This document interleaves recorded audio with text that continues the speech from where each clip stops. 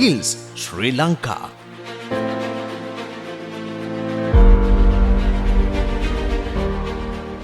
ආයිබෝවන් දුවේ පුතේ.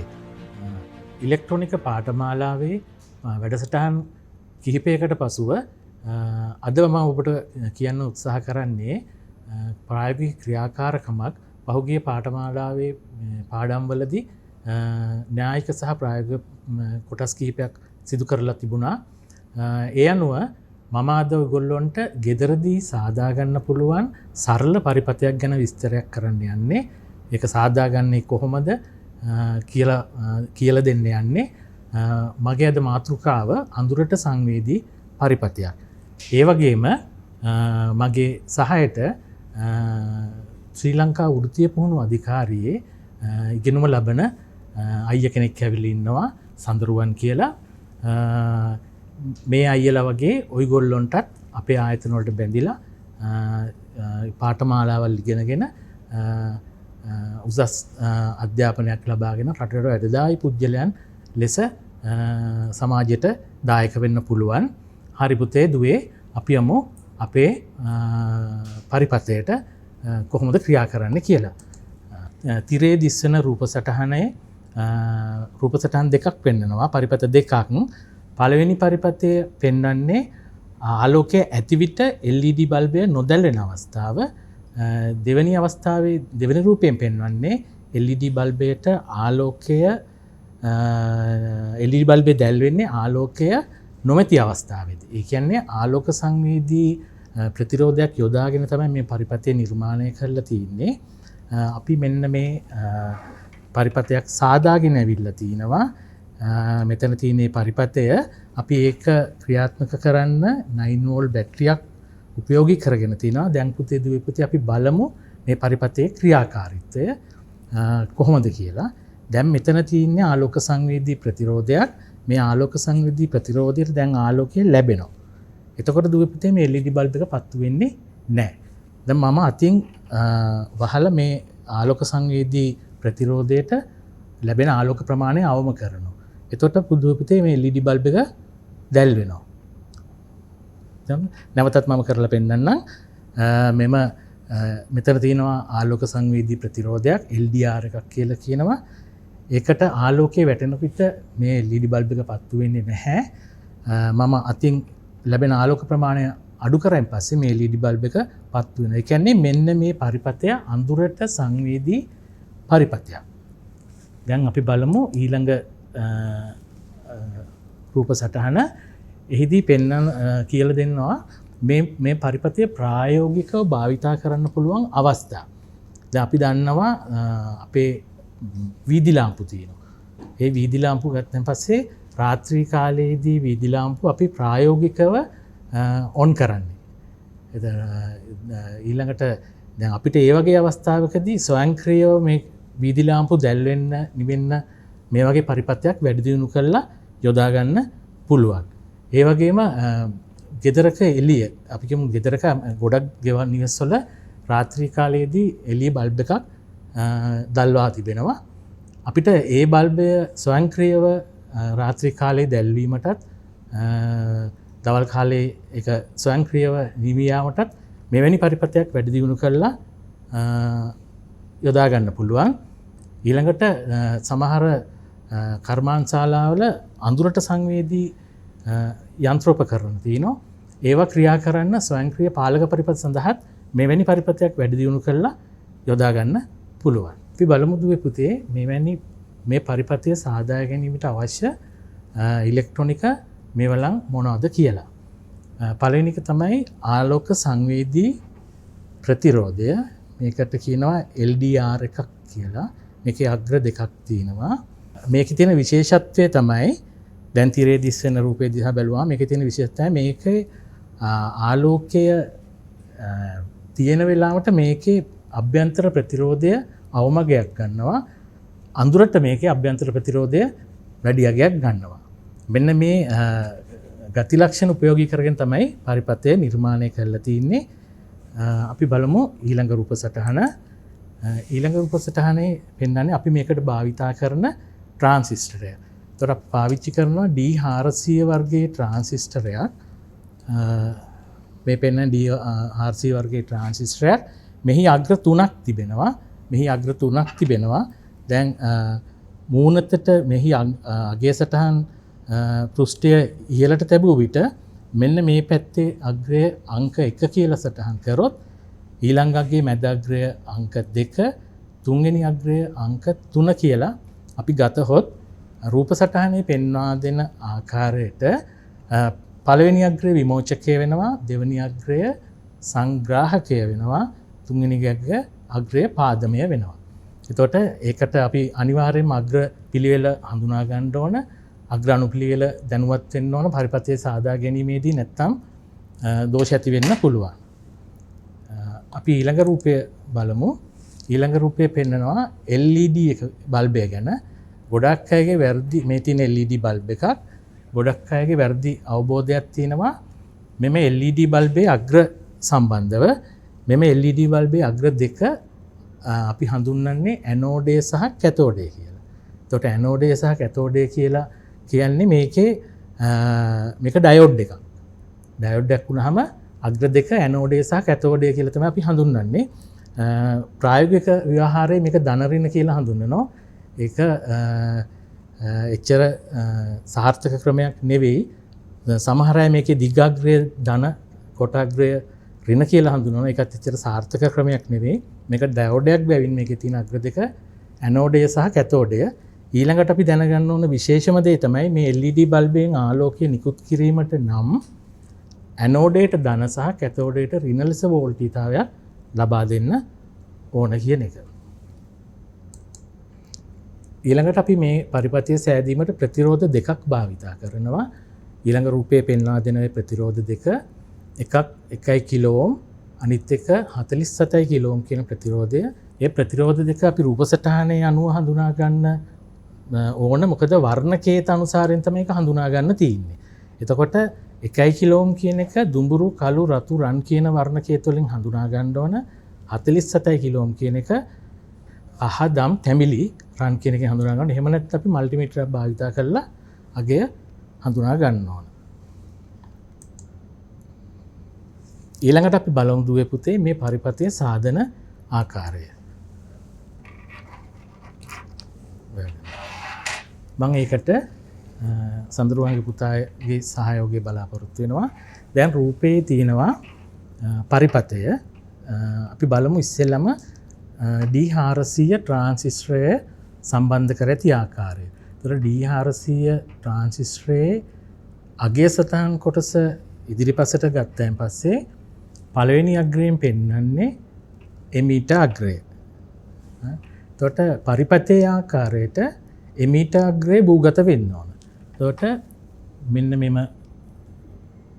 සම්බන්ධකයෙන් සම්බන්ධ කරලා තිනවා එමීට අග්‍රය භූගතයට. තව විශේෂ දෙයක් කියන්න ඕන මේ පරිපථය මීට වඩා කුඩාවට අපිට එකලස් කරන්න පුළුවන්. අර පැහැදිලිව බලා ගන්න ඕන නිසා අපි මේක ටිකක් විශාලව සාදලා තිනවා. ඊළඟට අපි බලමු දුවේ පුතේ මේ ට්‍රාන්සිස්ටරයේ කලෙක්ටර් අග්‍රය. එතකොට කලෙක්ටර් අග්‍රය තියෙන්නේ මැද. දැන් අපි පරිපථයේ ආකාරයට කලෙක්ටර් අග්‍රය සම්බන්ධ වෙන්න ඕන LED බල්බයේ කැතෝඩයට. අන්න මේ නිල් පාට වයර් එක දාලා තින්නේ කලෙක්ටර් අග්‍රය LED බල්බයේ කැතෝඩයට සම්බන්ධ කරලා තිනවා. එතකොට LED බල්බයේ අනිත් අග්‍රය නැත්නම් ඇනෝඩය 1 කිලෝ ඕම් ප්‍රතිරෝධය හරහා නැත්නම් 1 කිලෝ ඕම් ප්‍රතිරෝධය තුලින් ධන සැපයීමට සම්බන්ධ කරලා තියෙනවා. හරි. දැන් ඒ අනුව අපි ට්‍රාන්සිස්ටරයේ එමීටරයටයි කලෙක්ටරයටයි අදාළ උපාංග සවි කරගෙන අවසන්. දැන් අපි බලන්න ඕන ඉතුරු උපාංග කොහොමද සවි කරගන්නේ කියලා. ඊළඟට තියෙනවා ට්‍රාන්සිස්ටරයේ තුන්වෙනි අග්‍රය ලෙස ගන්නේ පාදම අග්‍රය එහෙම නැත්නම් බේස් අග්‍රය. බේස් අග්‍රයට සම්බන්ධ කරලා තිනවා ආලෝක සංවේදී ප්‍රතිරෝධයේ එක් අග්‍රයක්. අනිත් අග්‍රය සම්බන්ධ කරලා තිනවා භූගතයට. නැවතත් අපි බලමු තුන්වෙනි අග්‍රය තමයි බේස් අග්‍රය. බේස් අග්‍රය සම්බන්ධ වෙනවා LDR එකෙහි එහෙම නැත්නම් ආලෝක සංවේදී ප්‍රතිරෝධයේ එක් අග්‍රයකට. එම ආලෝක සංවේදී ප්‍රතිරෝධයේ අනිත් අග්‍රය සම්බන්ධ වෙනවා භූගතයට. ආලෝක සංවේදී ප්‍රතිරෝධයේ අග්‍ර මාරුණාට ප්‍රශ්නයක් නැහැ. පෝලරිටි එකක් ද්‍රවීයතාවයක් ඒකේ එහෙම නැහැ. ඒක නිසා ඒක මාරුණාට ප්‍රශ්නයක් නැහැ. ඒක වෙන්නේ අර ආලෝකය හමුවේ අභ්‍යන්තර ප්‍රතිරෝධය වෙනස් වීම පමණයි. ඒක ධාරාව ගලන දිශාවක් එහෙම දෙයක් බලපාන්නේ නැහැ. ඊළඟට බේස් අග්‍රේ ඉඳන් තව සම්බන්ධ වෙනවා 47 කිලෝ ඕම් ප්‍රතිරෝධයක් සැපයීමට. මේ පෙන්වා දෙන්නේ. හරිද? එතකොට මේ අනුව අපිට පුළුවන් මේ පරිපථය එකලස් කරගන්න වෙරෝ බෝඩ් එකක් මත. දැන් අපි මේ පාවිච්චි කරලා තින්නේ මෙතන පාවිච්චි කරනවා මාකට් එකේ ගන්න තියෙනවා පරිපථ පූර්ව වර්ග තියෙනවා. මේවට කියන වෙරෝ බෝඩ්ස් කියලා. මේකේ තියෙනවා ඩොට් සහිත පරිපථ පූර්වක් ඩොට් බෝඩ් කියලා කියනවා. දැන් අපි මෙතෙන්දි පාවිච්චි කරලා තින්නේ ඩොට් බෝඩ් එකක්. ඒ ඩොට් බෝඩ් එක පාවිච්චි කරලා තින්නේ මේ පරිපථය දැන් මේ විදිහට වරදලා පහසුවෙන් සාදා ගන්න පුළුවන් නිසා. දැන් මේ වෙරෝ බෝඩ් එකේ මේ දිග අතර සම්බන්ධතා තියෙනවා. ඒතකොට අපිට මේ විදිහට නිර්මාණය කරගන්න අමාරුයි. ඒක නිසා නමුත් අපි මේ වර්ග දෙකෙහිම පරිපථය සෑදීමේ හැකියාව තියෙන්න ඕන. හරිද? එතකොට අපි නැවතත් බලමු මේ පරිපථයේ ක්‍රියාකාරීත්වය අපිට ලබා දෙන්න ඕන 9 වෝල්ට් සැපයුමක්. අපි 9 වෝල්ට් මේක 9 වෝල්ට් 9 ඉඳන් වෝල්ට් 12 දක්වා පරාසයකට අපි නිර්මාණය කරලා තියෙන්නේ. දැන් මේ පරිපථය දිහා බලනම සරලයි දුවේ පුතේ ඔයගොල්ලන්ට ගෙදරදී සාදා ගන්න පුළුවන්. දැන් මම ඊළඟ පියවරෙන් කියලා දෙන්නේ මේක කොහොමද තවදුරටත් වැඩි දියුණු කරගන්නේ. තවදුරටත් මේක වැඩි දියුණු කරගන්නේ කොහොමද කියන එක. ඒ වගේම අපි කොහොමද මේ පරිපථය මෙන්න මේ වගේ ව්‍යාපෘතිපූර්වක නිර්මාණය කරගන්න කියන එක. මොකද පරිපථයක් අවසාන විදියට සාධන්න පෙර අපි ව්‍යාපෘතිපූර්වක මේක කලස් කරලා බලන්න ඕන මේකේ නිවැරදිතාවය. ඒ නිවැරදිතාවය අනුව තමයි අපි ඊළඟට වෙරෝ බෝඩ් එක මේ පරිපථය නිර්මාණය කරන්නේ. අපි ඊළඟට බලමු මේක දැන් තවදුරටත් වැඩි දියුණු කරගන්න පුළුවන් අවස්ථා. අන්තිම රූප සටහනින් මම පෙන්වා දෙනවා. අපිට පුළුවන් මෙන්න මේ LED බල්බ් එක වෙනුවට LED බල්බ් එක වෙනුවට මෙන්න මේ වගේ රිලේ එකක් පාවිච්චි කරන්න. රිලේ එකක් පාවිච්චි කරන්න පුළුවන්. දැන් අපි මෙතන 15 වෝල්ට් ඉතා මට්ටමකනේ පාවිච්චි කරේ. ඒ කියන්නේ අපි මේක 9 වෝල්ට් වගේ 15 වෝල්ට් ඉතාවෙද්දී තමයි මේ පරිපථය ක්‍රියාත්මක වුණේ. එතකොට අපි මේක විශාල කාර්යයක් කරගන්න අපි උදාහරණයක් හැටියට මේකින් 230 වෝල්ට් වලින් ක්‍රියාත්මක කරන බල්බයක් දල්වා ගැනීමට වගේ එකකට නම් අපි මේක වැඩි දියුණු කරගන්නවා.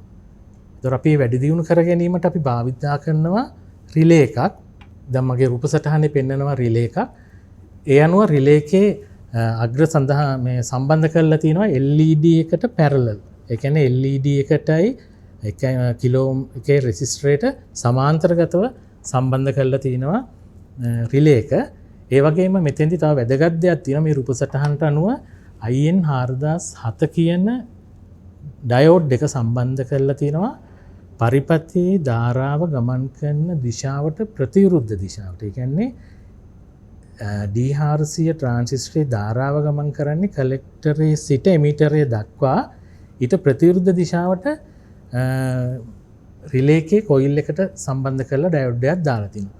ඒ ඩයෝඩ් එක දාන්න විශේෂ හේතුවක් තියෙනවා. දැන් මේම ට්‍රාන්සිස්ටරෙන් සිදු කරන්නේ මේ බල්බ් එක ඔන් ඔෆ් කිරීම. ඒ කියන්නේ ස්විච් කිරීමක් කරන්නේ. බල්බ් එක ඔන් ඔෆ් කිරීමක් කරන්නේ. එතකොට ස්විච් කිරීමක් කරන්නේ දැන් ඒ ස්විච් රිලේ එකේ දුවාම ස්විච් වෙන්නේ රිලේ එක.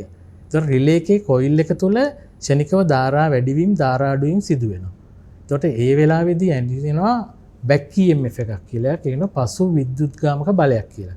ඒ පසු විද්‍යුත්ගාමක බලය නිසා ට්‍රාන්සිස්ටරේ පිච්චෙන්න පුළුවන්. ඒක නිසා අපි ඒ පසු විද්‍යුත්ගාමක බලය විසර්ජනය කරන්න තමයි IN 4007 කියලා ඩයෝඩ් එක මේකට භාවිතා කරලා තියෙන්නේ. ඒ අනුව දැන් රිලේ එක පාවිච්චි කරලා රිලේ එක හරහා අපිට පුළුවන් රූප සටහනේ පේන ආකාරයට ඉහළ වෝල්ටිතාවයක් පාලනය කරගන්න.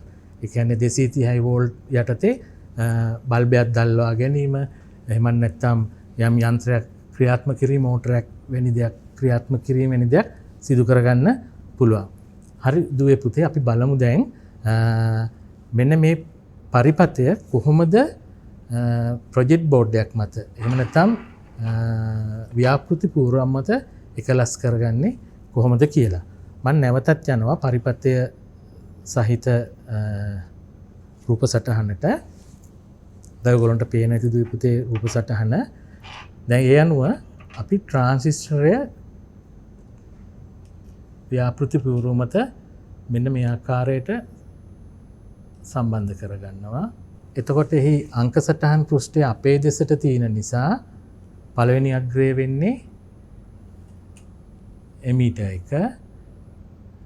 පරිපථයේ ආකාරයට එමීටරය සම්බන්ධ වෙන්න ඕන ඍණාග්‍රයට අපි මෙම ව්‍යාපෘති පූර්වයේ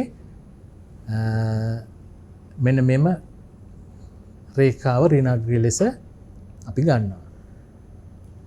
ඊළඟට මැද තියෙන්නේ කලෙක්ටර් එක. කලෙක්ටර් එකට LED එක සම්බන්ධ වෙන්න ඕන. LED එකෙහි කැතෝඩය කලෙක්ටරයට සම්බන්ධ වන ආකාරයට. එතකොට මෙන්න මේ LED එකෙහි දිගාග්‍රය ඇනෝඩය ලෙස අපි ගන්නවා. කොටාග්‍රය කැතෝඩය ලෙස ගන්නවා. දැන් මෙන්න මේ ආකාරයට ඒක සම්බන්ධ කරගන්න පුළුවන්. ඒකට අපි සම්බන්ධක වයරයක් උපයෝගී කරගෙන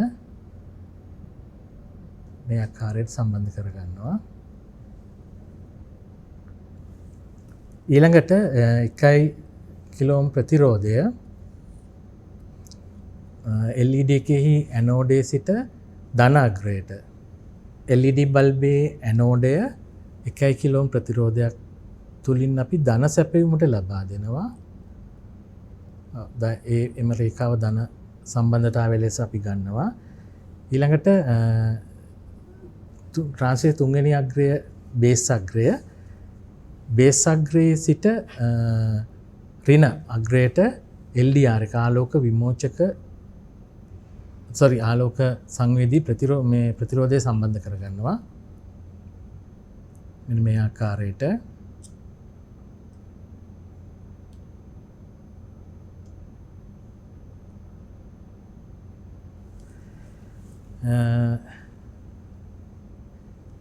LDR එකෙහි ඉතුරු අග්‍රය ඍණාග්‍රයට සම්බන්ධ කරගන්නවා.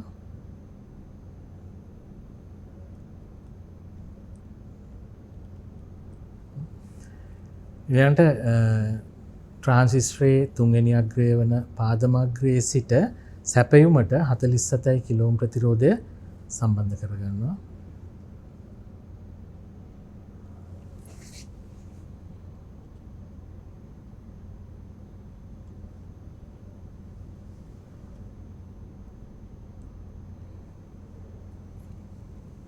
හරි. නැවතත් අපි බලමු පරිපථය නිවැරදිද කියලා. ට්‍රාන්සිස්ටරේ එමීටරය ඍණාග්‍රයට සම්බන්ධ කරලා තිනවා.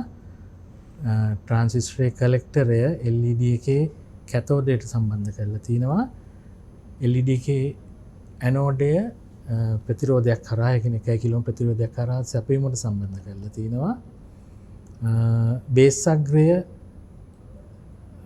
අග්‍රය LDR එකෙහි එක් අග්‍රයකටත් LDR එකේ අනිත් අග්‍රය ඍණාග්‍රයට සම්බන්ධ කරලා තිනවා.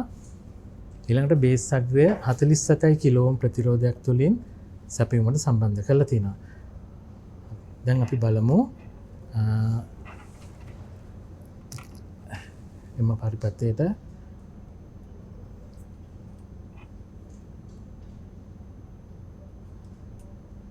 සැපයීම වෝල්ටීයතාවය ලබා දීම. දුවේ පුතේ ඉස්සෙල්ලා පරිපථය නිසියාකාරව ක්‍රියාත්මක වුණේ නැහැ. හේතුව තමයි මෙන්න මේ දාන ජම්පර් වයර් හරියට සම්බන්ධ නොවීම නිසා.